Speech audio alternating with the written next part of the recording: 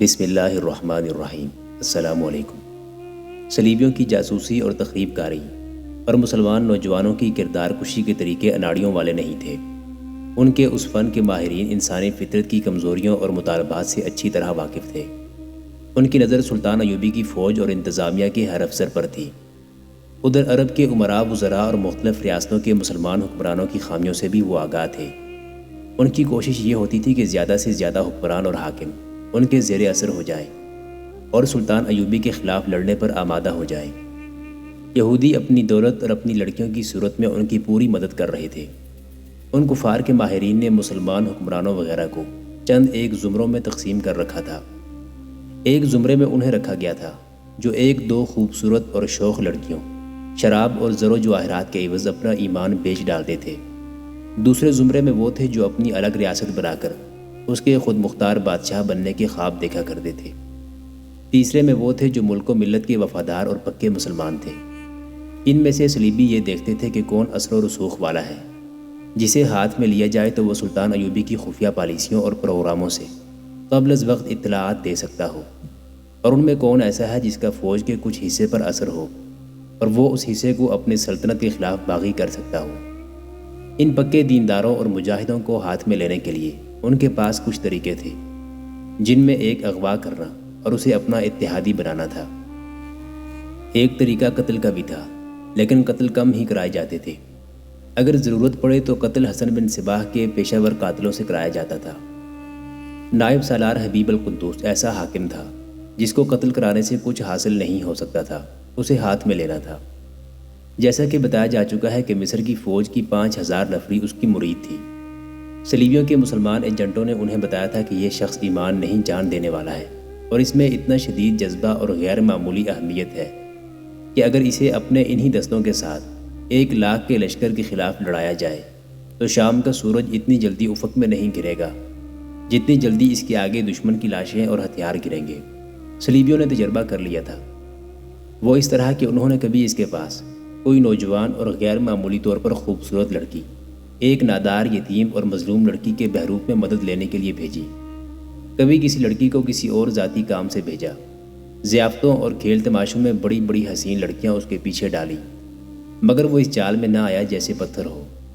مصر میں بغاوت کرانا صلیبیوں کے لیے ضروری ہو گیا تھا، کیونکہ سلطان صلاح الدین ایوبی شام اور فلسطین کے علاقوں کے بکھرے ہوئے مسلمان امراء کو دلائل سے یا تلوار سے اپنا مطیع بناتا چلا جا رہا تھا، اور اس کے بعد اسے فلسطین کا رخ کرنا تھا۔ اس کی توجہ فلسطین سے ہٹانے کے لیے ایک طریقہ یہ ہو سکتا تھا کہ مصر میں اس کی جو فوج ہے اسے بغاوت پر آمادہ کیا جائے۔ اس سے پہلے صلیبی سوڈانیوں کو مصری فوج کے خلاف استعمال کرنے کی کوشش کر چکے تھے۔ سوڈانی فوج نے حملہ کیا تھا، مگر سوڈانی فوج میں اکثریت وہاں کے حبشیوں کی تھی اور وہ توہم پرست تھے۔ دوسرے یہ کہ وہ ہجوم کی صورت میں بس لڑتے اور ہجوم کی صورت میں بھاگتے تھے۔ صلیبیوں نے انہیں مصر کے خلاف ہی رکھا، لیکن لڑنے کی نہ سوچی۔ اب بغاوت مصر کی فوج سے ہی کرائی جا سکتی تھی۔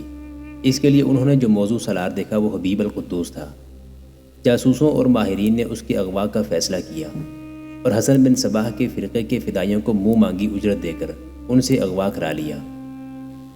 اغوا کا طریقہ یہ اختیار کیا کہ ایک شام 2 آدمی اس کے گھر گئے اور کسی گاؤں کا نام لے کر کہا کہ وہاں کی مسجد کی چھت بیٹھ گئی ہے اور پوری مسجد از سر نو تعمیر کرنی ہے۔ انہوں نے کہا کہ رات کو گاؤں کے لوگ جمع ہو رہے ہیں اور وہ بھی چلیں تاکہ لوگ دل کھول کر مالی مدد دیں۔ اس سلسلے میں انہوں نے ایسی جذباتی باتیں کی کہ وہ ان کے ساتھ چل پڑا۔ شہر سے باہر نکل گئے تو 4 اور آدمی آ ملے۔ ان سب نے اسے جکڑ لیا اور اس کھنڈر میں لے گئے۔ وہاں پہنچتے ہی اسے دھوکے میں حشیش پلا دی۔ صلیبی جو اس سے بات کرنے اور اسے اپنا ہم خیال بنانے پر مامور تھا، وہ کسی اور کام سے کہیں چلا گیا۔ اسے اغوا کرنے والے کھنڈر میں موجود رہے۔ کھنڈر کے ایک کمرے میں اس کے لیے آسائش کی ہر چیز پہنچا دی گئی۔ 2 لڑکیاں بھی تھیں جو حسین ہونے کے علاوہ دلوں کو موہ لینے اور پتھر جیسے پختہ کردار کے آدمیوں کو بھی۔ سب کو معلوم تھا کہ اس نائب سالار کو کیوں اغوا کیا گیا ہے۔ انہوں نے انعام و اکرام کے لالچ میں از خود ہی اس کے ذہن کو اپنے مخصوص طریقے سے اپنے سانچے میں ڈھالنے کی کوششیں شروع کر دیں۔ یہ طریقہ حشیش کی ایک خاص قسم سے نشہ طاری کرنے کا تھا۔ جس کے دوران مطلوبہ فرد کے ذہن میں باتوں کے ذریعے نہایت دلکش تصورات ڈالے جاتے تھے۔ یہ ایک قسم کا ہپنوٹائز کرنے کا طریقہ تھا۔ اس میں نیم عریاں خوبصورت لڑکیاں بھی استعمال کی جاتی تھیں۔ یہ گروہ کئی دنوں سے حبیب القدوس پر یہ طریقہ استعمال کر رہا تھا اور اس نے ان کے ساتھ مطلب کی باتیں شروع کر دی تھیں، جن سے انہیں امید بن چلی کہ انہوں نے اس کے دماغ کو اپنے قبضے میں لے لیا ہے۔ ادھر قاہرہ میں مصری فوج اور کوتوالی کے جاسوس اس کی تلاش میں پریشان ہو رہے تھے۔ سب کا یہی خیال تھا کہ وہ سوڈانیوں یا صلیبیوں کے پاس چلا گیا ہے۔ علی بن سفیان کو معلوم تھا کہ حبیب القدوس کا اثر اپنے دستوں پر کس قدر زیادہ ہے، اس لیے اس نے مصر کے قائم مقام امیر کی اجازت سے سلطان ایوبی کو اطلاع دے دی تھی۔ توقع یہی تھی کہ وہ اپنے معتمد کمانداروں کو کوئی پیغام بھیجے گا۔ جاسوسوں اور سراغ رسانوں نے ہر طرف نظر رکھی، لیکن معلوم یہی ہوتا تھا کہ اس کا پیغام کسی کی طرف نہیں آیا۔ یہ بھی دیکھا جا رہا تھا کہ ان دستوں میں سے کون سا کماندار غائب ہوتا ہے، لیکن اتنے دنوں میں کوئی بھی غیر حاضر نہ ہوا۔ اتنے میں وہ صلیبی کھنڈرات میں آ گیا جسے حبیب القدوس کے ساتھ بات چیت کرنی تھی۔ اس نے پہلا کام یہ کیا کہ حشیش رکوائی اور حبیب القدوس کا نشہ اتارا۔ صلیبی نے پوری رات نشے کی اثرات اترنے کا انتظار کیا۔ اگلے روز وہ حبیب القدوس کے پاس بیٹھ گیا۔ وہ ابھی سویا ہوا تھا۔ اس کی جب آنکھ کھلی تو اس نے ادھر ادھر دیکھا، اور جب اس کی نظر صلیبی پر پڑی تو وہ فوراً اٹھ بیٹھا اور صلیبی کو بڑی غور سے دیکھنے لگا۔ مجھے افسوس ہے کہ ان لوگوں نے آپ کے ساتھ بہت برا سلوک کیا، صلیبی نے کہا۔ آپ اتنے حیران اور پریشان نہ ہوں۔ یہ بدبخت آپ کو حشیش پلاتے رہے اور آپ کو بڑے خوبصورت خواب دکھاتے رہے ہیں۔ آپ حشیش اور فدائیوں کے اس طریقے سے یقیناً واقف ہوں گے۔ آپ کی توہین کی گئی ہے جس کی میں معافی چاہتا ہوں۔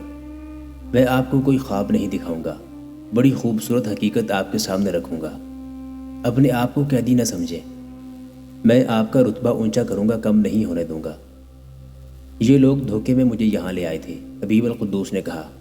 پھر شاید مجھے کہیں اور لے گئے تھے۔ اس نے نگاہیں گھما کر ہر طرف دیکھا اور حیران سا ہو کے بولا، وہ کوئی بہت ہی خوبصورت جگہ تھی، مجھے یہاں کون لایا ہے؟ اپنے آپ کو بیدار کر لیں، صلیبی نے کہا۔ یہ سب حشیش کا اثر تھا۔ آپ پہلے روز سے یہی ہیں۔ مجھے اغوا کیا گیا تھا، حبیب القدوس نے حقیقت کو سمجھتے ہوئے ذرا رعب سے کہا۔ تم کون ہو؟ میں آپ کا ایک مسلمان بھائی ہوں، صلیبی نے کہا۔ مجھے آپ سے لینا کچھ بھی نہیں، کچھ دینا ہے۔ اگر میں لینے سے انکار کر دوں تو زندہ واپس نہیں جا سکیں گے، صلیبی نے کہا۔ آپ قاہرہ سے اتنی دور ہیں کہ آپ کو میں نے آزاد کر دیا تو آپ راستے میں مر جائیں گے۔ مجھے وہ موت زیادہ پسند ہوگی، حبیب القدوس نے کہا۔ میں اپنے دشمن کی قید میں نہیں مرنا چاہتا۔ نہ آپ قید میں ہیں نہ میں آپ کا دشمن ہوں، صلیبی نے کہا۔ ان خبیثوں نے آپ کے ساتھ توہین آمیز سلوک کر کے آپ کو بدظن کر دیا ہے۔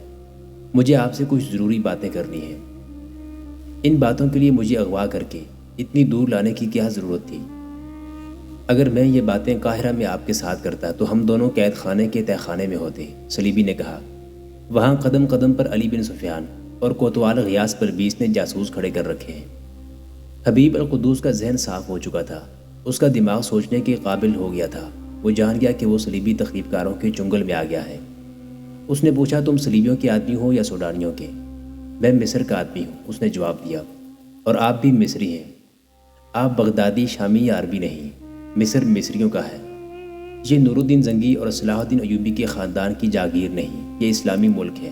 یہاں اللہ کی حکمرانی ہوگی اور اس کا انتظام اور کاروبار مصری مسلمان چلائیں گے۔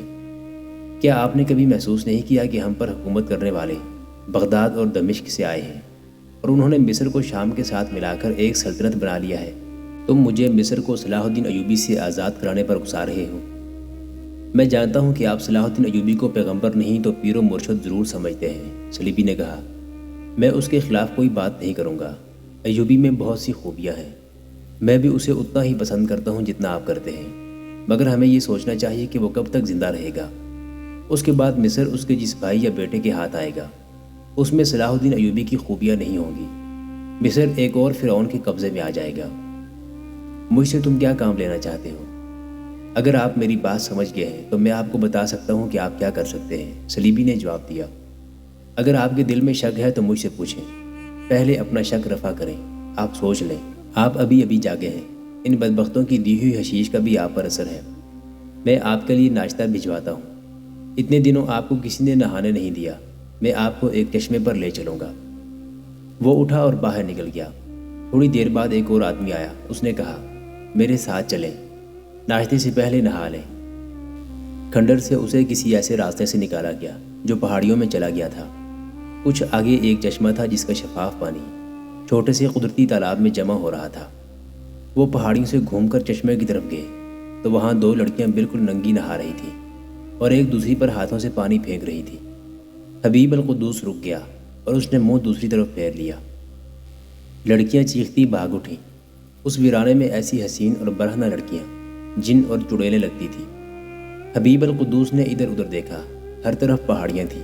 اس نے پیچھے دیکھا، کھنڈر ایک پہاڑی کے پیچھے آ گیا تھا۔ اس کے ساتھ جو آدمی آیا تھا وہ اس کے آگے آگے جا رہا تھا۔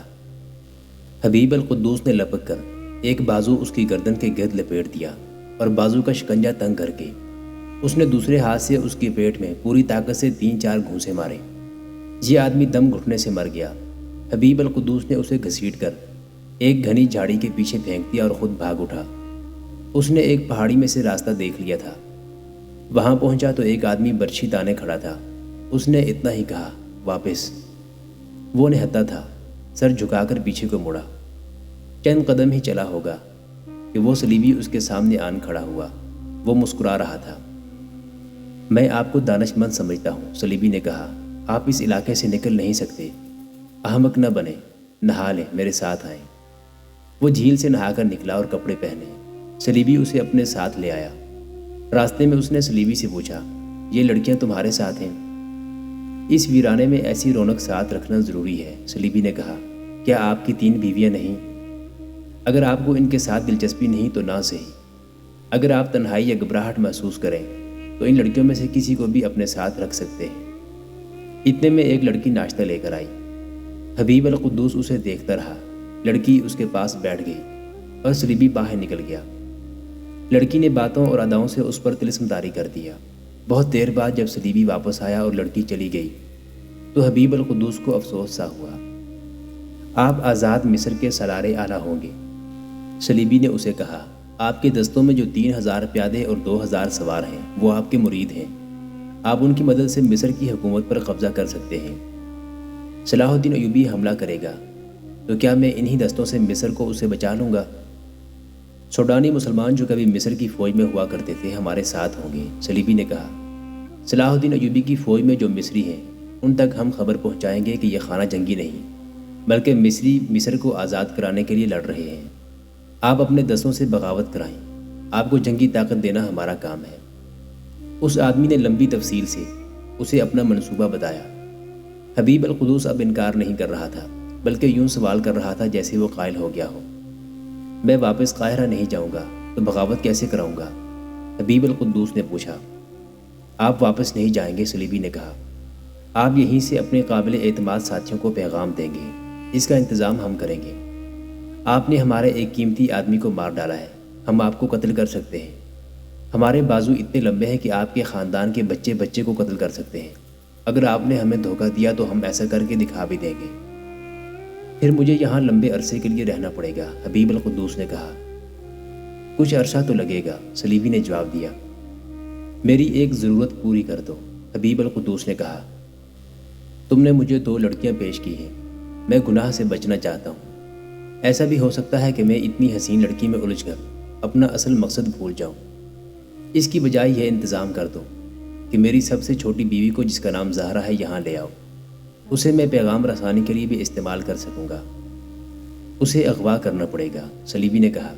اگر اسے ہم یہ کہیں گے کہ آپ اسے بلا رہے ہیں تو وہ ہم پر اعتبار نہیں کرے گی، وہ ہمیں پکڑوا بھی سکتی ہے۔ ہم آپ کو اس کا جو نعم البدل دے رہے ہیں اسے آپ قبول کر لیں اور پیغام رسانے کے لیے اپنے کسی آدمی کا عطا پتہ دیں۔ پھر مجھ پر اعتبار کرو، حبیب القدوس نے کہا۔ مجھے قاہرہ پہنچا دو، میں 1 ماہ کے اندر بغاوت کرا دوں گا۔ یہ نہیں ہو سکتا، صلیبی نے کہا۔ محترم، ہم جو کچھ کر رہے ہیں وہ مصر کے مفاد میں ہے اور اس میں آپ کا بھی فائدہ ہے۔ میں یا میری تنظیم کا کوئی بھی فرد مصر کا حکمران بننے کا خواب نہیں دیکھ رہا۔ آپ سمجھنے کی کوشش کریں۔ میں سمجھ گیا ہوں، حبیب القدوس نے کہا، اور میں سوچ سمجھ کر بات کر رہا ہوں۔ میری بیوی زہرا تک میرا پیغام پہنچاؤ کہ میرے پاس آ جائے۔ جو کام وہ کر سکتی ہے وہ کوئی اور نہیں کر سکتا۔ اس کے آنے کے بعد دیکھوں گا کہ اس منصوبے کو کس طرح کامیاب بنایا جا سکتا ہے۔ وہ ایک بھکارن تھی جس نے زہرا کو راستے میں روک لیا تھا۔ وہ 2-3 دن سے دیکھ رہی تھی کہ زہرا حبیب القدوس کے گھر سے ہر روز بعد دوپہر اپنے ماں باپ کے گھر جاتی ہے۔ بھکارن نے اس کے آگے ہاتھ پھیلا کر کہا، نائب سالار حبیب القدوس نے آپ کو بلایا ہے، یہ ان کے ہاتھ کی تحریر ہے۔ زہرا نے کاغذ ہاتھ میں لے کر تحریر پڑھی کہ اس کے خاوند کے ہاتھ کی تھی۔ بھکارن نے کہا، وہ جہاں کہیں بھی ہیں خود گئے ہیں، اتنے بڑے آدمی کو کوئی اٹھا کر نہیں لے جا سکتا۔ وہ صرف آپ کو چاہتے ہیں اور کہتے ہیں کہ زہرا کے بغیر میں زندہ نہیں رہ سکتا۔ اور میں آپ کو یہ بھی بتا دوں کہ آپ نے مجھے پکڑوانے کی کوشش کی یا کوتوال کو اطلاع دی تو دونوں کو قتل کر دیا جائے گا۔ حبیب القدوس کے پاس آپ کا جانا ضروری ہے۔ میں تم پر کس طرح اعتبار کر لوں؟ زہرا نے پوچھا۔ میں بھکارن نہیں، عورت نے جواب دیا، یہ میرا بہروب ہے۔ میں بھی آپ کی طرح شہزادی ہوں۔ ہمارا مقصد نیک اور مقدس ہے، آپ دل میں کوئی وہم نہ رکھیں۔ اس عورت نے اور بھی بہت سی باتیں کی جن سے زہرا متاثر ہو گئی۔ اس نے اس عورت کے کہنے کے مطابق رات کو ایک جگہ چوری چھپے پہنچنے کا وعدہ کر دیا۔ اس نے اس ڈر سے کسی سے ذکر نہ کیا کہ اس عورت نے کہا تھا کہ اس کی اور اس کے خاوند کی زندگی اور موت کا اور مصر کی آزادی اور غلامی کا سوال تھا۔ اسے رات مقرر کی ہوئی جگہ زیادہ انتظار نہ کرنا پڑا۔ 2 آدمی جنہیں وہ اندھیرے کی وجہ سے پہچان نہ سکی اسی بھکارن کے ساتھ آئے۔ بھکارن کو اس نے آواز سے پہچانا، مگر وہ اب بھکاریوں کے بہروپ میں نہیں تھی۔ وہ کوئی جوان اور خوبصورت عورت تھی۔ اس نے زہرا سے کہا، اللہ کے بھروسے پر ان کے ساتھ چلی جاؤ، دل میں کوئی ڈر نہ رکھنا۔ اسے ایک گھوڑے پر بٹھایا گیا۔ وہ دونوں بھی گھوڑوں پر سوار ہوئے اور زہرا ایک ایسے سفر پر روانہ ہو گئی جس کی منزل کا اسے علم نہ تھا۔ عورت وہیں کھڑی رہی۔ شہر سے دور جا کر سواروں نے زہرا سے کہا کہ اس کی آنکھوں پر پٹی باندھنا ضروری ہے۔ زہرا ان میں اکیلی تھی، مزاحمت نہیں کر سکتی تھی۔ اس کی آنکھوں پر پٹی باندھ دی گئی۔ 2 روز بعد پتہ چلا کہ نائب سالار حبیب القدوس کی چھوٹی بیوی بھی لاپتہ ہو گئی ہے۔ سراغ رسانوں نے ابتدائی تفتیش کی تو وہ ماننے کو تیار نہ ہوئے کہ اسے اغوا کیا گیا ہے۔ حبیب القدوس کے متعلق ہر کوئی کہہ رہا تھا کہ وہ صلیبیوں یا سوڈانیوں کے پاس چلا گیا ہے۔ اب لوگ یہ بھی کہنے لگے کہ اس کی بیوی بھی اس کے پاس چلی گئی ہے۔ کسی کو معلوم نہ ہو سکا کہ وہ کس وقت اور کس طرح گئی ہے۔ اس وقت تک وہ حبیب القدوس کے پاس پہنچ چکی تھی۔ اس کی آنکھیں اس کمرے میں کھولی گئی تھی جہاں اس کا خاوند اس کے سامنے کھڑا تھا۔ وہ پوری رات اور اگلا دن آدھا دن سفر میں رہی تھی۔ راستے میں اسے کھانے پلانے کے دوران آنکھوں سے پٹی کھولی گئی تھی اور اسے ساتھ لے جانے والے آدمیوں نے اس کے ساتھ کوئی بلا ضرورت یا ایسی ویسی بات نہیں کی تھی۔ اسے انہوں نے یہ یقین بار بار دلایا تھا کہ اسے ڈرنا نہیں چاہیے۔ حبیب القدوس کو دیکھ کر اس کی جان میں جان آئی۔